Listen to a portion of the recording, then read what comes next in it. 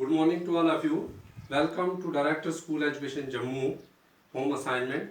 I, Naseeb Din, teacher, High School Dadamoda Zone Baflias, District Poonch, going to discuss a poem for class 10th, namely Speak Up. Before we discuss this poem in detail, it is necessary to discuss the central idea of this poem. This poem, Speak Up, is written by a well-known poet of Jammu and Kashmir, Fayaz Ahmad Fayaz. This poem has been written in 1941 when our country was under British rule. In this poem, the poet expresses his views regarding the freedom fighters, our slavery, and our courage to overcome from this slavery. He says that this is the right time to speak for your freedom, to take part in the struggle of your freedom. This is the right time you are going to take part in the freedom struggle with those heroes who are also fighting for their freedom. Hence, he says that your lips are not sealed, you are free, you can speak, this is the right time. And he compares it with a smithy oven, that our freedom struggle is at peak.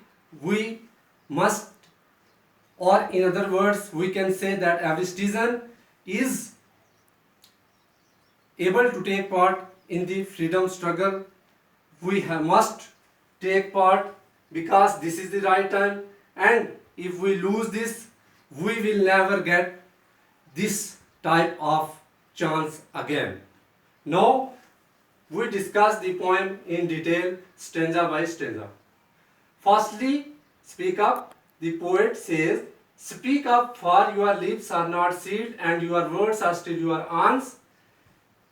इसमें शायर कहता है कि तुम्हारे होंठ जो हैं वो सीले नहीं हैं, तुम्हारे होंठ जो हैं वो बंद नहीं किए गए हैं, तुम बोलो, तुम्हारे लफ्ज़ जो हैं वो तुम्हारे अपने हैं, यानी इन लफ्ज़ों के तुम मालिक हो, तुम जो कहना चाहते हो वो कहो, तुम पर कोई पाबंदी नहीं है.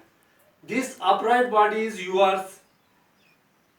इसका मतलब है कि तुम्हारा जिस्म जो है इसके मालिक तुम खुद हो. ये जो सीधा तुम्हारा जिस्म है इसके मालिक तुम खुद हो, तुम खड़े हो.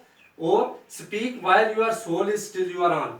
कहता है कि जब तक तुम्हारी रूह, जब तक तुम्हारी आत्मा अपनी है तो तुम बोलो, खड़े हो जाओ और बोलो. इसमें difficult word sealed, sealed, closed, बंद, अपराइट, सोल, स्पिरिट,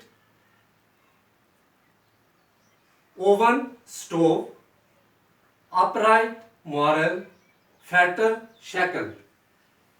सेकंड में वो कहता है, look there in that smithy, it's red oven fires flame.